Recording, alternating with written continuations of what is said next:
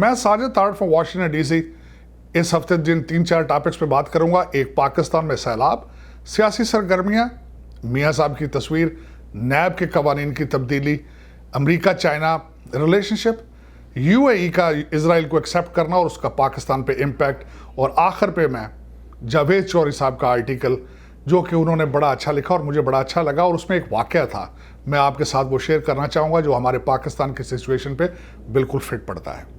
सैलाब, तो सबसे पहले सैलाब का सबसे ज़्यादा इम्पैक्ट कराची में हुआ। कराची की सारी माइशत जो है वो तबाह हो चुकी है।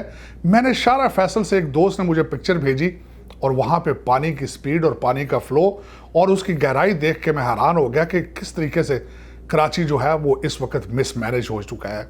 और कराची जो कि पाकिस्तान के लिए, पाकिस्तान का एक सबसे बड़ा मुआशी लिहाज से एक ताकतवर शहर है, और वो इस वक्त तबाही के धारे पे खड़ा है। 21st सेंचुरी में आज के हालात में अगर ये हो रहा है तो काबिल अफसोस। आप ना पानी, अगर आपके बारिश ना हो तो तब आप ख़राब, अगर बारिश हो जाए तो तब ख़राब। तो प्लीज़, एक तो मैं ये बताना चाह रहा था कि बहुत बुरे हालात हैं कराची में, मिल के दुआ करें कि कराची वालों के लिए आसानियाँ पैदा हों। बिजली की शॉर्टेज चल रही है वहाँ पे, और कई चीज़ें हो रही हैं कराची में जिनको देख के ओवरसीज़ पाकिस्तानीज़, बिलखुसूस यहाँ पे अमेरिका में बैठे हुए जो पाकिस्तानी हैं, they are with the people of Karachi. दूसरी चीज़ मैं ये बताऊँगा, पाकिस्तान की सियासी सरगर्मियाँ। पिछले दिनों में मियाँ साहब की ये तस्वीर लंदन से आई जिसमें वो बिल्कुल हशाश बिशाश और सेहतमंद, मुझसे ज़्यादा सेहतमंद लग रहे थे। तो उसके बारे में क्या रिएक्शन? खान साहब, आपकी पार्टी का नाम तहरीक इंसाफ, जस्टिस पार्टी, एक मुजरम, नॉट मुजरम, मुलजम, एक मुजरम जो कि सजा याफ्ता है, आपने उसको जमानत दे के एक ऐसे शहर में भेज दिया, एक ऐसे मुल्क में जहां से आप वापस नहीं ला सकते उसको। प्लीज इसको सीरियस लें। 25 करोड़ लोग, आप उनके साथ मजाक कर रहे हैं, प्लीज इसको आप इसका कुछ करें, इसको देखें। वरना अगर वो नहीं कर सकते तो पाकिस्तानी जेलों में जितने मरीज हैं प्लीज उनको रिहा कर दें, क्योंकि मदीना की रियासत में 2 कानून नहीं चल सकते। मैं खुद उस तस्वीर को देख के बहुत मायूस हुआ कि किस तरीके से एक पॉलिटिकल पार्टी, मैं तो खैर उसको पॉलिटिकल पार्टी नहीं समझता, कि किस तरीके से उन्होंने पूरे पाकिस्तान को बेवकूफ़ बनाया। डॉक्टरों की जाली रिपोर्टें देकर वो आराम से लंदन चले गए। ये प्रेसिडेंट बनेगा। लोग मुस्तकबिल में, सियासतदान इन्हीं चीज़ों को यूज़ करेंगे, इसी तरीके से लोग लूटेंगे और लूट के बाहर चले जाएंगे। अब अनफ इज़ अनफ, मजाक काफ़ी हो चुका है। पाकिस्तान के लिए कुछ करें, वरना आगे हालात बहुत ख़राब हैं। अब दूसरा, मैं ये इसी हवाले से बात करूंगा, पाकिस्तान के करप्शन के खिलाफ मैं हमेशा रहता हूं कि पाकिस्तान के लिए कोरोना वायरस इतना ख़तरनाक नहीं है जितना करप्शन का वायरस ख़तरनाक है। आपकी इस्टेब्लिशमेंट, आपके सिर्फ चंद सियासी, आपके वजीर जो है वो फॉरेन नेशनल नहीं है, आपकी इस्टेब्लिशमेंट सारी की सारी, ये फैशन बन चुका है कि उनके बच्चे या कनेडियन या लंदन या दुबई बैठे हैं। अब जब तक इसको नहीं रोकेंगे, इनके लिए आपकी कानून साजी नहीं करेंगे, पाकिस्तान नहीं बचेगा। मैं इनके दिमागों से, एस्टेब्लिशमेंट के दिमाग से, जब तक लंदन, दुबई और न्यूयॉर्क की प्रॉपर्टियां नहीं निकलेंगी, पाकिस्तान नहीं बचेगा। मैं वाशिंगटन डीसी में देख रहा हूं कि अभी तक हम पाकिस्तान को सीरियस नहीं ले रहे। अब उसमें मैं एक छोटी सी बात ये बताना चाहूँगा कि इस वक्त दूसरा डाका डालने की कोशिश की जा रही है कि नैब के कवानीन को तब्दील किया जाए। मैंने कल थोड़ा सा उसके बारे में पढ़ने की कोशिश की तो मेरे पाँव के नीचे से ज़मीन निकल गई। सबसे पहला फैसला ये है, जो रिकमेंडेशन, कि 1 अरब रुपए से नीचे की करप्शन को नैब चैलेंज नहीं कर सकेगा।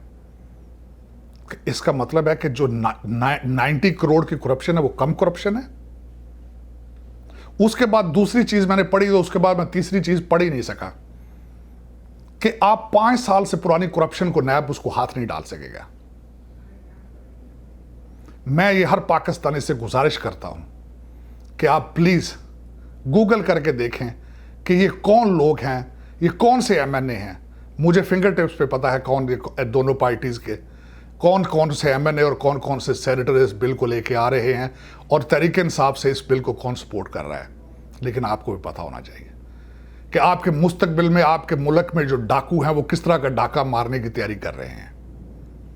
ये देखने के लिए सोचना पड़ेगा आपको। अब जो तीसरी बात मैं करना चाह रहा था यहां पे कि यूएई का इजराइल को एक्सेप्ट करना और उसका इंपैक्ट पाकिस्तान पे। अभी तक किसी मीडिया चैनल ने यह नहीं बताया कि पाकिस्तान का उस पर क्या इंपैक्ट होगा। दुबई पाकिस्तान के लिए क्या है? आपका हर करप्ट एस्टेब्लिशमेंट, हर सियासतदान दुबई में अपनी प्रॉपर्टी भी रखता है और पैसा भी रखता है, उसके बच्चे भी वहीं होते हैं, वो भी खुद वहां जाता है। अब ये आसानी हो जाएगी मोसाद के लिए और इजराइल के लिए पाकिस्तानियों को करप्ट और मजीद करना, पाकिस्तान के खिलाफ उनको यूज करना, और बड़ी आसानी से अब पाकिस्तानी इजराइल के साथ डायरेक्ट डील कर सका करेंगे यूएई में बैठ के। पाकिस्तान के लिए ये एक मेरे बहुत खतरनाक एक फिनोमेना सामने आया जिसको मैं सोच के डर रहा हूं। अब तीसरी चीज मैं ये बताना चाहूंगा कि इस वक्त अमेरिका के इलेक्शनों के क्या हालात हैं। कल यहां पे कन्वेंशन का आखिरी दिन था, चौथा दिन था, और काफी स्पीचें, जो सबसे ज्यादा स्पीच मुझे पसंद आई वो माइक पेंस की थी। उन्होंने टफ स्टैंड लिया। उन्होंने कहा कि हम हिस्ट्री को, जिस तरीके से यहां पे दंगा मुश्ती, फसाद और जिस तरीके से लूट मार हो रही है, हम इसको रोकेंगे।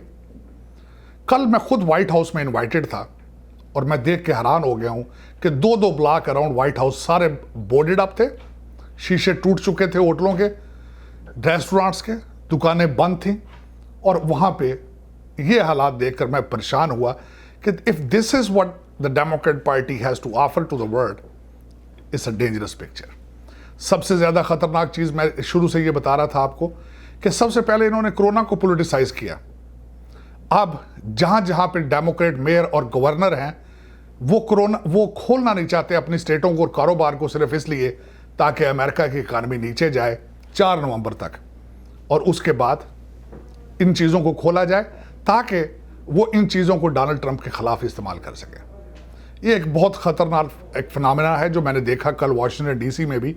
लेकिन कल डोनाल्ड ट्रंप साहब ने अपनी स्पीच में कहा कि जो लोग यहाँ पे दंगा मुश्ती करेंगे, लूटेंगे, उन्होंने उसके बारे में एग्जीक्यूटिव ऑर्डर साइन किया है कि 10 साल की सजा दी जाएगी। उसके बाद अभी तक कोई स्टैचू नहीं गिरा, ये एक अच्छी बात थी।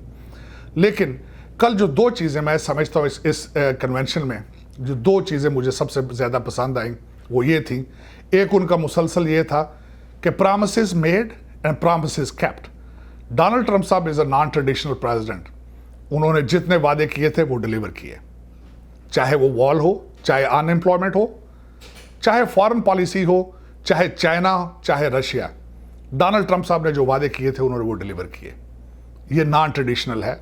जो ट्रेडिशनल प्रेसिडेंट आते थे वो वादे करके व्हाइट हाउस में जाके वो कहते थे we are bipartisan now, they don't deliver anything.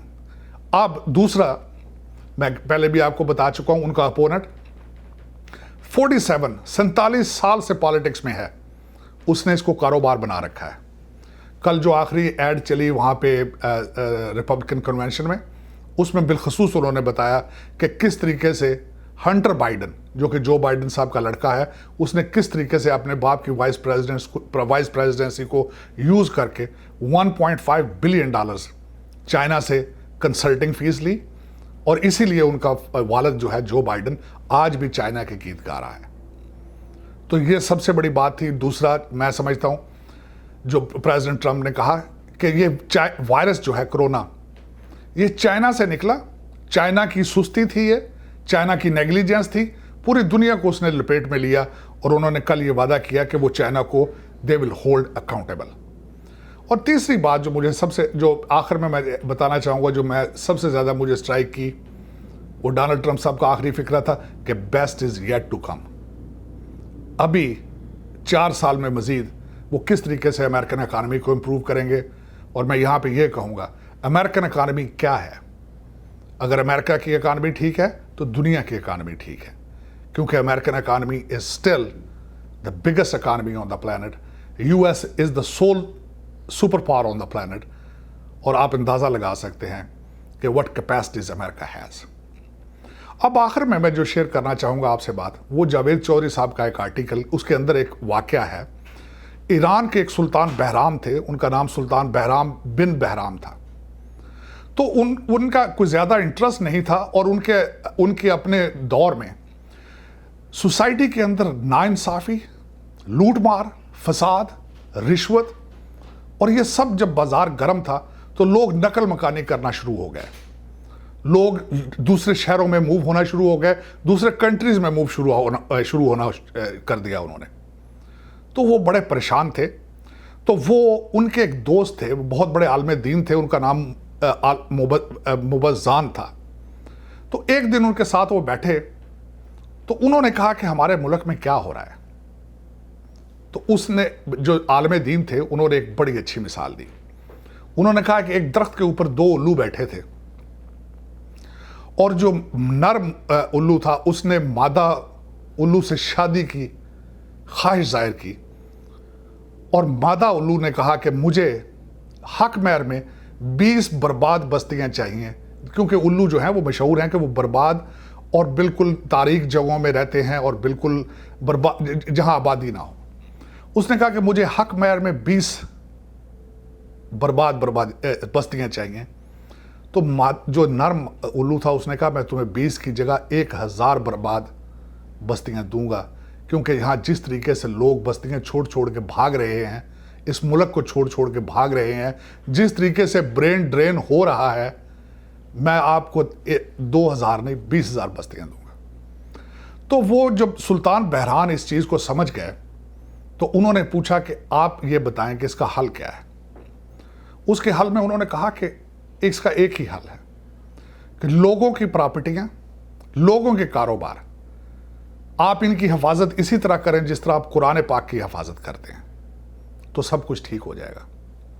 मैं आज का इस वाक़े को यहां आज मेंशन करने की ज़रूरत क्यों समझी मैंने? पाकिस्तान में जब भी चीज़ें नीचे गईं तो पाकिस्तान के वज़ीर आला ने, पाकिस्तान के चीफ मिनिस्टर ने, प्राइम मिनिस्टर ने हमेशा ओवरसीज़ पाकिस्तानी से रिक्वेस्ट की कि आप पाकिस्तान आएँ और पाकिस्तान को बचाएं। यहाँ से बहुत पैसा, लीगली 26 करोड़ डॉलर्स हर साल पाकिस्तान जाता है। जो हुंडी के ज़रिए जाता है वो एक अलग है। अभी भी खान साहब ने ओवरसीज़ पाकिस्तानीज़ को कहा कि पाकिस्तान आएँ, पाकिस्तान में इन्वेस्टमेंट करें, पाकिस्तान को पैसे भेजें। फॉरेन इन्वेस्टर्स को आपने कहा कि आप बुलाएं।